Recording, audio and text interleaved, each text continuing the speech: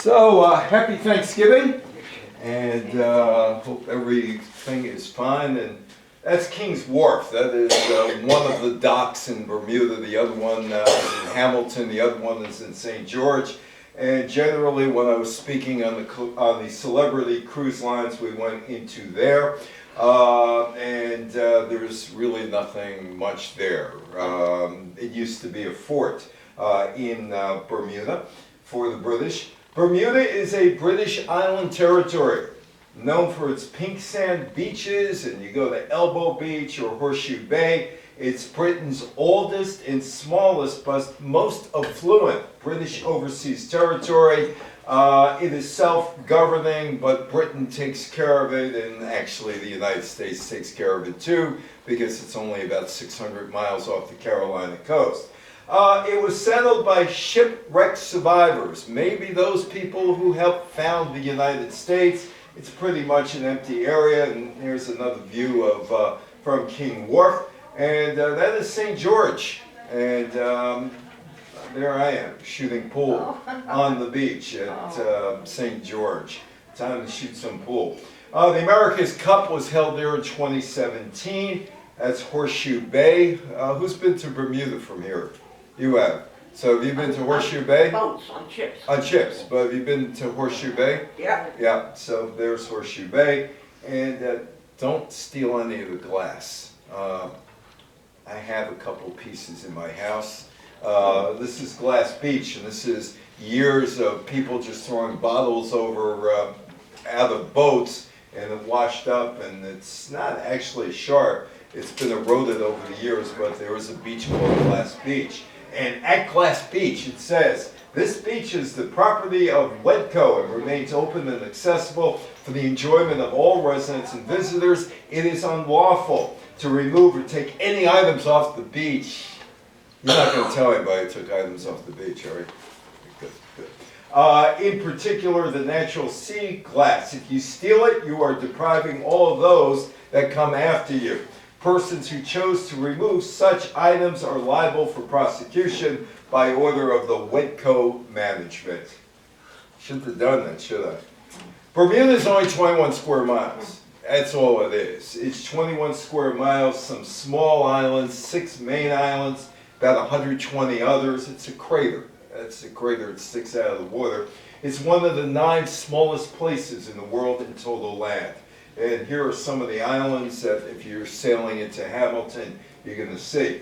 Bermuda creates its own laws, including those on citizenship, commerce, custom duties, employment, finance, health insurance, investments, hospitalization, immigration, taxation, trade, and welfare.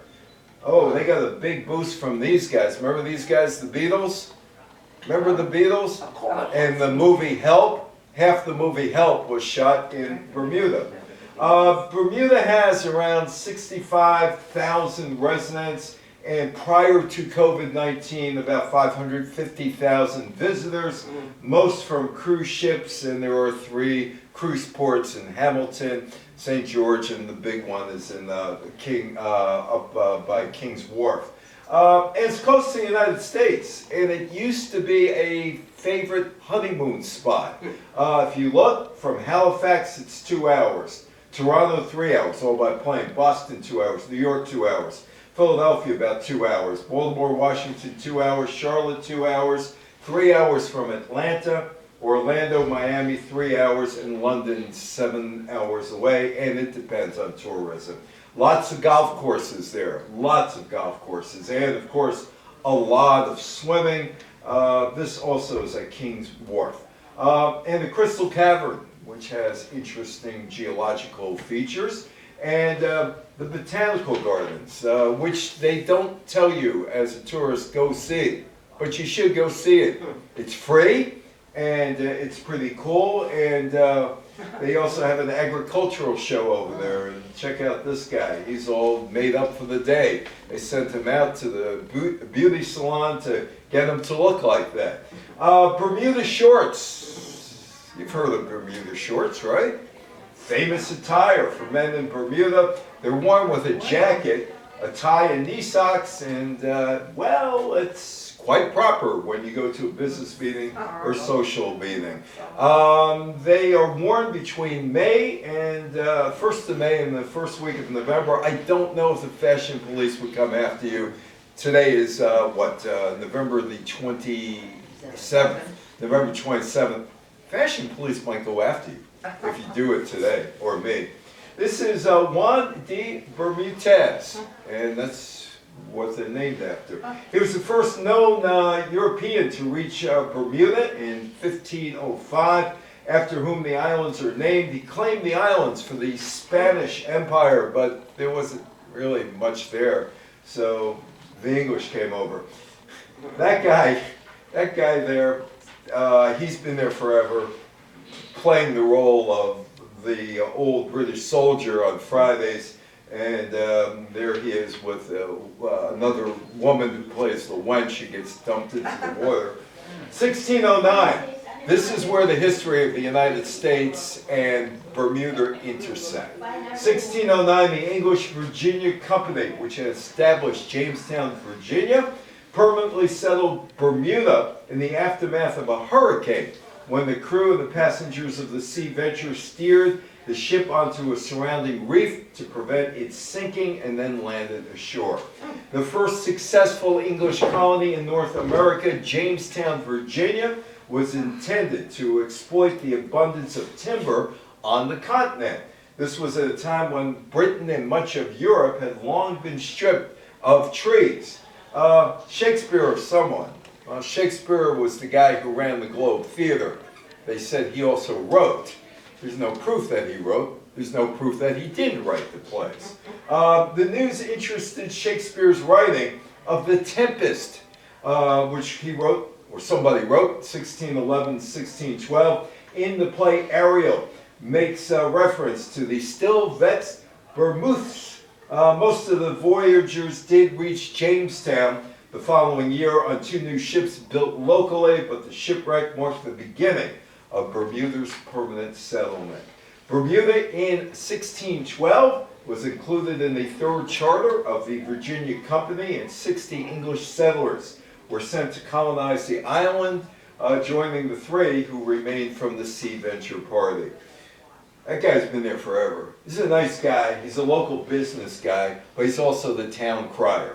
This is St. George. And so he's the town crier.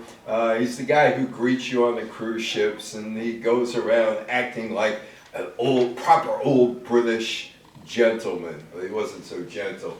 1612, the English began intentional settlement of Bermuda with the arrival of the ship, the Plough. St. George was settled that year. It was designated as Bermuda's first capital. It is the oldest continually inhabited English town in the New World. That church was never finished.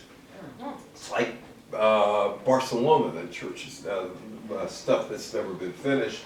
It's never been finished. It just sits there, and it's become a tourist attraction in St. George. Around 1617, an Indian, possibly a Carib, and a person of African descent, possibly a slave, was transported to Bermuda. They may have intended to serve as pearl divers, although no pearls were ever found. The colony was administered until 1684 by the Virginia Company, so you can see the tightness between the colonies in Bermuda and its successor, the Company of Plantation of the Somers Island. Ah, there he is, and there's me. This is before we dump the wench into the water. They have a wench dumping every Wednesday during the summer. Probably other days too, but most of the cruise ships that get there Tuesday, and they go up to St. George on Wednesday, the passengers, and they have this wench dumping. During that period, the colony received many immigrants as indentured servants. To these were added increasing numbers of enslaved people, including passengers from shipwrecks and the crews of captured enemy vessels. Native Americans and Africans transported in the slave trade. So it is a major outpost for the slave trade. Irish and Scottish prisoners were sold into servitude, and they were transported to Bermuda. So Bermuda was this miserable place, as you can see. There she goes. right into the water. And they looked at me and said, get over there, you're going to dump her. And it's kind of like a seesaw that you go up and down and up and down and up and down. And actually, she enjoys being dumped into the water because it's hot all day in the summer. And all of a sudden, she gets to cool off for about 10-15 minutes. She goes in, takes a shower, and goes back to work afterwards. But there she gets dumped. In 1684, the colony became administered by the Crown in London. The colonial capital was transferred from St. George to Hamilton. On Main Island in 1815, slavery was outlawed in Bermuda and the rest of the British Empire in 1833. Well, the American Revolution. Now, my background, I'm a reporter. That's what I do. I'm a street reporter as opposed to the ones who are in air-conditioned studios or in newsrooms. I'm out on the streets. I love being out in the streets, being a reporter. So here I am. It's around 1770, and there's George Washington, and he's going up the rivers, the Potomac and the Washington, and he's going to the Allegheny and the Ohio River, and he's looking for allies because he wants to break away from the British. And he goes to Pittsburgh, and he's talking to somebody he once knew. Hey, you want to join us? We're going to have a revolution. I'm going to be one of the ones who are leading the revolution. We're not doing it quite yet. So, give me some time. Get back to me at Mount Vernon, and we'll give you a better deal than the English could ever give you. We'll give you a better deal. Just trust me, please. Just trust me. American timber had been one of the enablers of Britain's ascendancy to maritime supremacy, and by 1776, a significant part of Britain's merchant fleet was made up of American or colonial-built ships. No help at all. The Continental Congress resolved to ban trade with Great Britain, Ireland, and the West Indies after September 10th, 1775. The revolution had already broken out. Such an embargo would mean the collapse of their intercolonial commerce. Now, there's some skullduggery going on here. There is the American Revolution, and there are some people in Britain, or rather Bermuda, who said, should we help Britain? Should we trust these guys over there that want to break away? What should we do? What should we do? What should we do? Who's going to give us the most money? Who's going to pay us off? Bermuda's Tucker family met in May 1775 with 8 other parishioners and resolved to send delegates to the Continental Congress in July, the Americans, with the goal of an exemption from the ban. They did not want to have a trade ban with the colonies. Well, maybe they could do something. Henry Tucker noted a clause in the ban which allowed the exchange of American goods for military supplies. Skullduggery.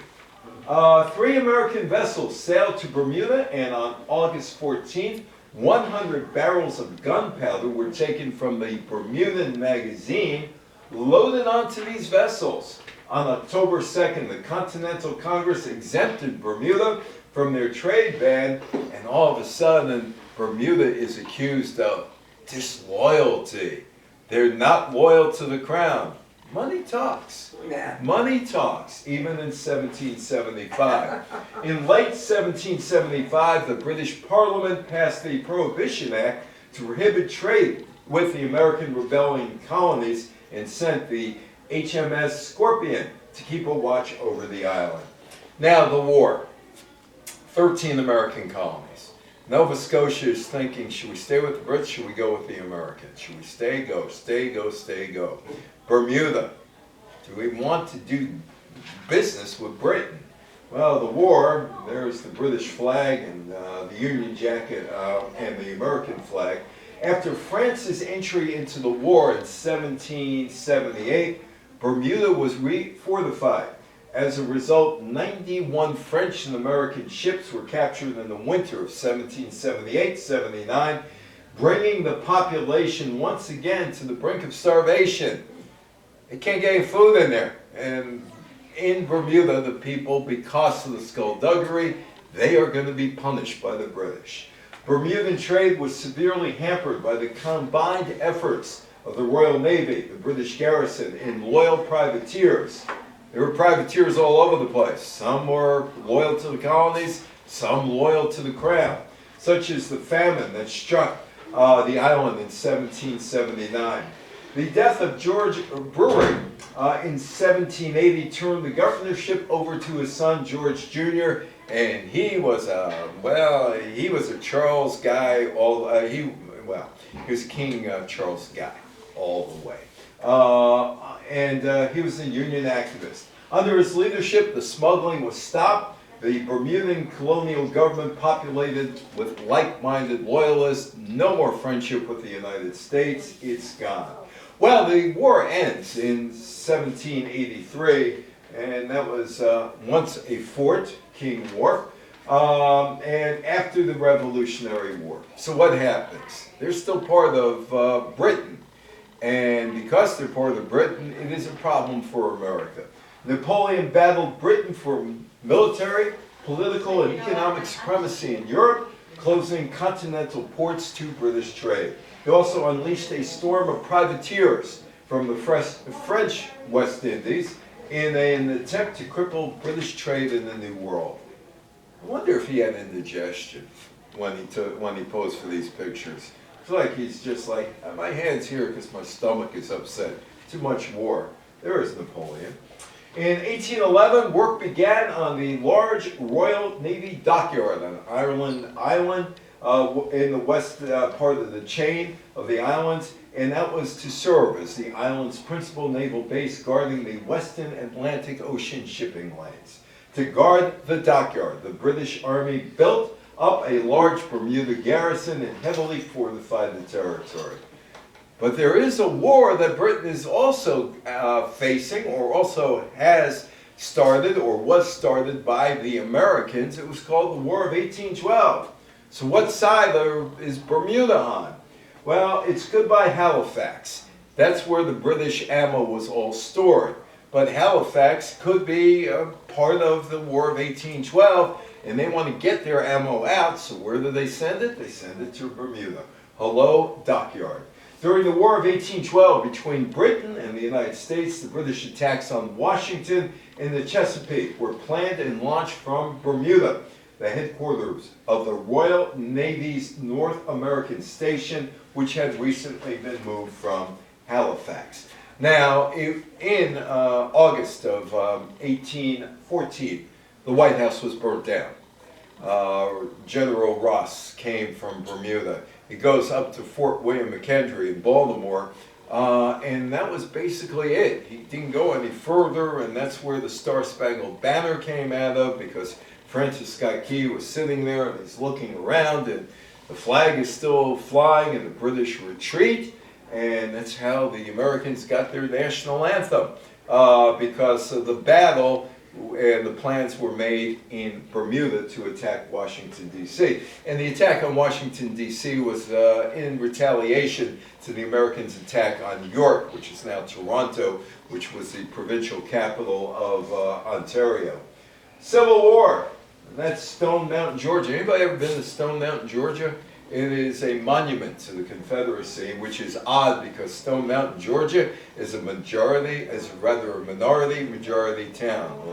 So there are more African Americans living there than whites, and yet there is Robert E. Lee and Jefferson Davis and Sherman all up there on this monument to the Civil War. Bermuda was used during the American Civil War as a stopping point base for Confederate States blockade runners on their runs to and from southern states and England to evade Union naval vessels. The blockade runners were then able to transport essential war goods from England and deliver cotton from the South to England. Well, eventually it's like, let's be friends. Why can't we be friends? Let's be friends. And there, again, this is near King's Wharf, where they had the America's Cup back in 2017, the boat race. The dockyard's vessels were supposed to dominate the American coastline and the West Indies. but it had to protect Allied merchant shipping, the length and breadth of the Atlantic, and this is World War I. Additionally, the vessels had to track down German surface raiders. So all of a sudden, well, the Americans are on Bermuda, and they're there to help. Tourism. How many took you the cruise ships to Bermuda? You did. So you do the... Do you ever notice it only takes a day to get down there and 2 days to get back? Do you notice that? You know why? Gambling. They want your money. They want your money. It takes 1 day to get there, 2 days to get back. 2 days. 1 week. What? During the week, right? How many are there? You're there for 3 days. Yeah, you're there for 3 days. 3 days. 1 week, 3 days, but you're physically there for about 3 days, maybe a fourth day. So they want to get your money. How do they get your money? You buy drinks the extra day. You're not going out into the port. So they get you with the drinks and they get you with gambling. That's the trick of the trade. If you speak on the cruise ships, you know about that. Anyway, New York to Bermuda, the Bermuda line. Bermuda became a popular destination for American, Canadian, and British tourists arriving by sea. But, this thing called tariffs, I don't know. Remember tariffs? I think I've heard about tariffs in the last year. Maybe I haven't. Maybe I'm wrong. The United States Smoot-Hawley Tariff of 1930 led to the demise of Bermuda's once thriving agricultural export trade to America and encouraged the development of tourism as an alternate source of income. Tariffs will kill your trade. Tariffs may kill your agricultural trade. I've heard that somewhere. I don't know if that's true or not.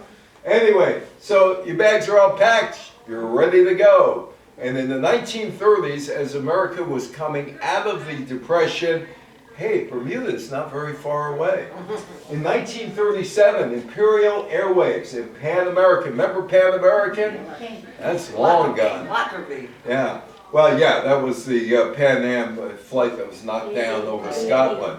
But Pan American Airlines began operating flying boat service airlines from New York and Baltimore to Darrell's Island in Bermuda. In 1939, a 99-year lease was granted by the UK to the US for land bases at St. David's Island and Morgan and Tucker's Island. Warwick Camp in Warwick Passage was fortified to help defend the dockyard against potential German raiders as World War II starts out. By 1941, the Americans are on Bermuda. The U.S. Navy began operating air patrols from the island, mostly with VJ-15 unit aircraft. Bermuda became a wartime forming up point for convoys, numbering in hundreds of ships. All of a sudden, hey, let's really be friends. We're all in this together, and Bermuda becomes a major part of the American military machine. After the war ends, just for fun, come to Bermuda. Anybody ever rent a bicycle to get around Bermuda? You have to be crazy to do so. Absolutely crazy. The roads are about that long, narrow, and you're going. There was a guy on a cruise ship who was one of the workers on a cruise ship that rented a bicycle, and he got involved in a car accident because the Bermuda drivers don't really care about bicycle riders. And he was in the hospital. He kind of was out of work for a long time. But anyway, just for fun, Bermuda is fun of languid hours on coral sands, dreamy carriage rides, and moonlight, easy cycling along the Bower Line lands. It's the fun of the feeling completely at peace with yourself and the rest of the faraway world. Come to Bermuda, but don't ride a bicycle. It might hurt you if you do. 1946, March tourism ads about Bermuda begin appearing in American magazines. This is a dream beyond time, a dream in which this minute, this hour, this golden day, this magic night will endure forever. This is Bermuda, where dreams are even better. How many of you like Bermuda? You did? You did. After 11 times, you might not like it that much. 2 or 3. I've done 11 or 12 there, so I've run out of things to do there. In 1948, a regularly scheduled commercial airline service began to operate, helping tourism to reach its peak in the 1960s and 70s. And there's a reason why it's done by the 1970s. St. George, Bermuda was first capital. 1616 to 1815 was made a special historic area. And it's a really cool area to go to, and they've got the beaches right nearby. Development was strictly regulated, so the original character of the town remained largely intact. Oh, there's the wench. Yeah, there she goes. She's all in ropes. They won't let her go. They won't let her go. And she's been convicted. You know what she was convicted of? Gossip. Gossip. In Hamilton, you got the Gosselin Rums, the rum place. Hamilton is the capital of Bermuda, founded in 1790, incorporated in 1793. Succeeded historic St. George, its capital in 1815, and in 1897 raised to city status to encourage business and employment. It was made a free port in 1956, and if you're in Hamilton, you can walk 4 blocks north and don't go any further than that. You're taking your life in your hands there. The dockyard, well, the dockyard in 1951 closed. It had been in operation since 1809. Britain handed over the military property to Bermuda, and they had to figure out what to do with it.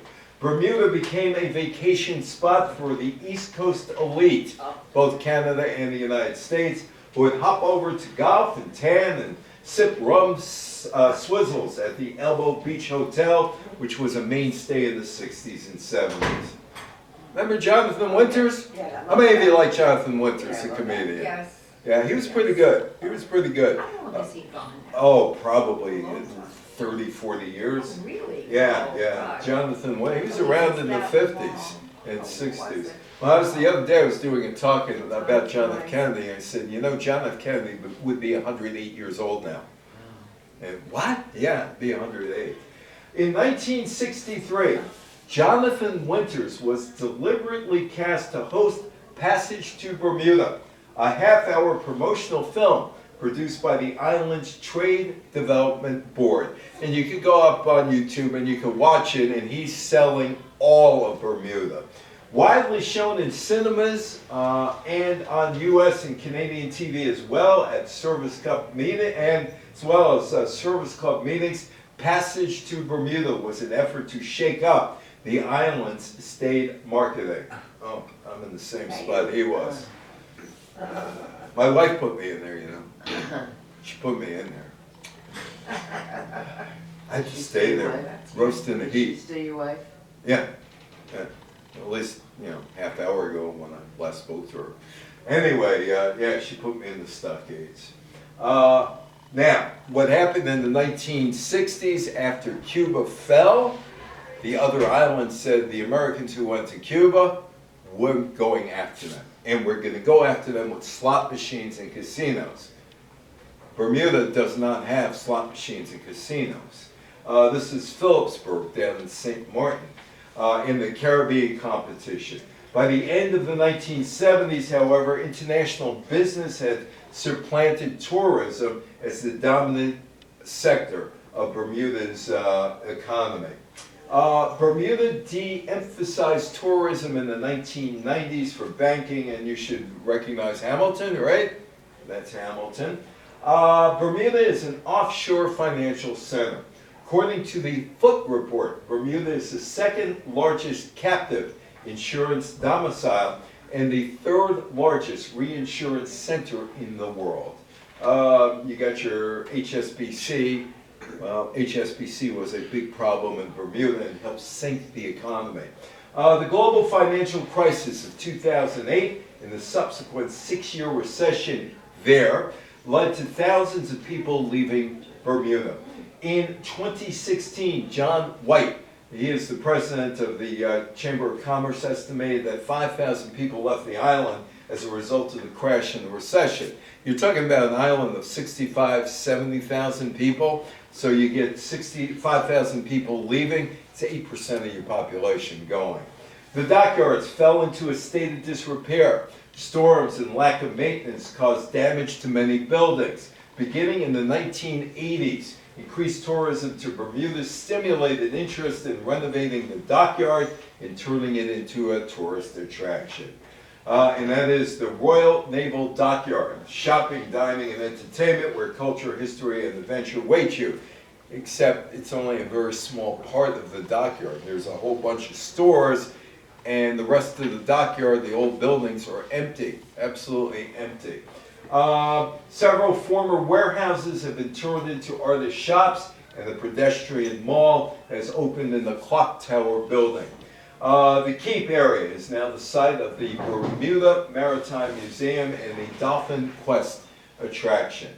America's Cup came to Bermuda in 2017, which used to be yachts. But now, and I think I have a picture of it, if you look inside what are the so-called boats of today, it's like riding a bicycle. That's what it looks like. You're pedaling.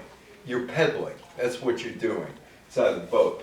Bermuda was asked if the country was interested in the America's Cup. Bermuda was willing to spend tens of millions of dollars, maybe as much as $77 million US, for the right to host the event that probably should have been held in the waters off San Diego, San Francisco, or Chicago. That is the America's Cup, Oracle, owned by Larry Ellison, who has bought CBS and hired Barry Weiss as the head of CBS News, and she's firing everybody on the spot. She has no experience at doing this, but it's, TV. Anyway, so there are they don't look like yachts, do they? They really don't look like yachts. Larry Ellison, the billionaire whose boat won the 2013 America's Cup, had the right to hold the event anywhere in the U.S., but that didn't happen. Russell Coates of the America's Cup Event Authority had an idea. Let's check out Bermuda and see if Bermudans would be receptive. He sold the rights to the highest bidder. Bermuda got the rights in a complex deal that included building an America's Cup village in the Royal Dockyard in 2014. But Coates was not happy with the American bid and said, you know what, Bermuda, they're in a long recession. Let's get a sports event. And that will pull Bermuda out of the long recession, and maybe we'll get tourism as well, because the people come here to see the Ellisons of the world, who come here to see Bermuda. Maybe they'll come back year after year after year after year after we show them a good time in Bermuda. Bermuda leaders thought having a high-end sporting event that attracts people with a lot of disposable income will fix a downward trend in tourism, because the folks will return to the British territory long after the event is gone. Tourism will get back up to prior levels. Well, they came and they left. Bermuda, which guaranteed to pay $15 million as the cost of entry over a 3-year period, as well as underwrite a $25 million guarantee against commercial sponsorship. We get a certain percentage of anything Bermuda introduces, so there's a way to claw back that guarantee, and that's what's already happening, said Grant Gibbons, Bermuda's Minister of Economic Development. Well, you know what? Why do people go to Bermuda? They go to Bermuda for that. Beaches. But you could go anywhere in the world to get beaches. Why would a bunch of guys who are just in a boat race or an elaborate bicycle race now come back to Bermuda? Why? There's not really much to do in Bermuda unless you play golf. The island's resorts were filled in mid-May 2017. The America Cup brought in well-heeled people, but will they love me tomorrow? And the answer was no. It did not bring the tourists back in 2018 and 2019, and then COVID hit. Bermuda rolled out the world red carpet for tourists and for the 16 workers, hoping they would come back. But Bermuda was more than a boat race. People go to the beaches. The selling of Bermuda. We see the America's Cup as a bridge to new opportunity, a reset of the way Bermuda is viewed as a tourism event and first world jurisdiction, said Michael Winfield, Chief Executive of the America's Cup Bermuda. which organized the event. The beaches and the reefs are not enough. Look at the reefs. Competition from the Caribbean islands was a problem. And there was a shift in thinking from tourism to finance. Only 10% of the Bermudan economy is dedicated to tourism, and that shift took place in the 1970s. There's a guy directing traffic. He's not wearing shorts. He's not wearing shorts. America's Cup was a silver bullet that hit the target in time to save Bermuda's economy. The Shadow Minister of Economic Development told Parliament, Grant Gibbons, said the island's economy would have continued to struggle if it had not been for the money-spinning international sailing event. Well, it didn't work out that way. See all that stuff there? That was there for the America's Cup. Once the America's Cup was gone, all the stuff was gone. All the stuff was gone. There it is in 2018. All gone. No building, nothing left behind. So how do It's you all count gone. tourism now? It's there, same as always, cruise ships, cruise ships, cruise ships. Cruise ships, cruise ships, cruise ships. That is the boat, that's a boat. Does that look like a boat? That's a boat. Allegedly. Allegedly. But that's the boat that won, that was one of the entries in the America's Cup. And you know what? Before there was America's Cup, there was sailing in Bermuda. You went there to sail. There you go. There were other races before. There was a rise in tourism in 2018. Was that because of the America's Cup? No one knows. Then COVID-19 hits in 2020, 2021. 2022, the premier, David Burt, said sailing alone is not the path to tourism renewal. They realized after they spent all that money and nothing happened, we got to do something else. Suggesting that the America's Cup did not deliver additional tourism to Bermuda, which is essential. I could have told them that, and they could have paid me $5 for the advice, instead of spending millions of dollars to get some consultant to say, hey, do the America's Cup here. It's going to bring money in. This is the boat. Oh, God. How'd you like to go sailing in that boat? Oh. This is where you sit, and these are basically bicycles, and you are basically pedaling. Does that look like a boat that you would want to go on? No. But that is the boat. That is the boat. And there you go. Still empty. Still empty. Nothing happened. In the early 21st century, independence from Great Britain was an issue, and the government established a commission in 2004 to discuss the procedures by which that might be achieved. The commission issued its formal report the following year, but the idea of cutting ties continued to lack wide support among the citizens. There are only about 70,000 people there, and tourism is the main industry, so they probably can't make it on their own. And we leave with him at the Botanical Gardens. He spoke with a proper British accent. Hello, how are you? I went to Curacao, and we were in Curacao, Cartagena, and there were guys like him who spoke with a perfect Spanish accent. He was moved. There was some guy who basically bought out all the exotic pets at the Botanical Gardens because he wanted it for his estate in Bermuda. And we went there again because I know Tom Butterfield, who is the curator of the Bermuda Art Museum over there. So what happened to my friend, the parakeet? So he got moved. Where? He got moved to a private entity. And I said, that's not good. He was cool. Anyway, so that's your trip to Bermuda. Anybody want to go to Bermuda with me? You want to go back to Bermuda? What'd you enjoy about Bermuda? Oh, gosh.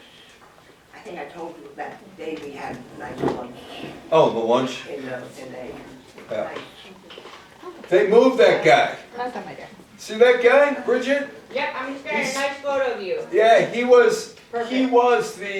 spoke British English. You're kidding me. He spoke, hello, how are you? He's perfect, perfect.